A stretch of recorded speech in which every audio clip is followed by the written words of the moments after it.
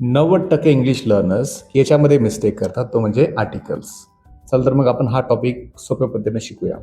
तर आपला पहिला वर्ड आहे तो आहे युनियन. असे आपण 10 वर्ड घेतलेत. तर पहिला जो वर्ड आहे युनियन, याच्यामध्ये मोस्ट ऑफ दी काय करतील लोक, युनियन तर यू आहे म्हणून आपण अँड लावू. पण त्याचा उच्चार करून बघा कसा होईल उच्चार, युनियन. तर युनियन य साऊंड आलेला आहे म्हणून आपण इथे यूज करायला पाहिजे अ आर्टिकल. दुसरा वर्ड आहे तो आहे एस एम एस. तुम्हाला दिसताना इथे काय दिसतोय, एस दिसतोय, मग तुम्ही काय कराल, लगेच एस एम एस लिहाल.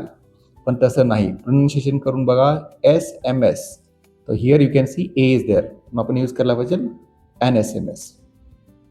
तिसरा वर्ड एल एल बी. तर तुम्हाला इथं एल दिसतोय, तुम्ही नाही यूज करायचं, तर पहिल्यांदा प्रोनाऊन्स करा एल एल बी. तर ए साऊंड आला म्हणजे हा वावल आहे, तर इथं आपण यूज करायला पाहिजे एन एल एल बी साठी अँड लावायला पाहिजे. ठीक आहे. चौथा वर्ड आहे आपला एक्स रे. तर तुम्हाला इथं एक्स दिसतोय, तर प्रोनाऊन्सिएशन करा X ray. You can use N X ray. Okay, N is use there. नाव नेक्स्ट वन एम पी.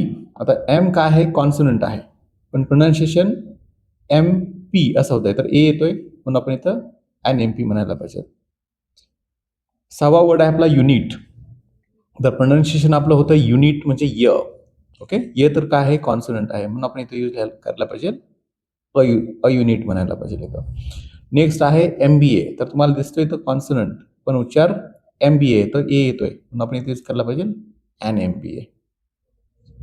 तर युनिव्हर्सिटी मोस्ट ऑफ टाइम आपण द युनिव्हर्सिटीज म्हणतो, पण हे फर्स्ट टाइम आहे, तर उच्चार करून बघा युनिव्हर्सिटी. तर इथं य साऊंड येतो, so will use a university for the first time. And number 9 M B B S. तर इथं ए आहे म्हणून तुम्ही इथं N M B B S म्हणू शकता. And the last one is uniform. तर इथं य आहे म्हणून तुम्ही इथं अ युनिफॉर्म म्हणायचं. ठीक आहे. I hope that you have got all these examples and explanation. You can just pronounce it. If you are doubtful, you can pronounce it, and then accordingly you can use articles here. Yes. Like, share, subscribe, and follow for more videos. Thank you so much.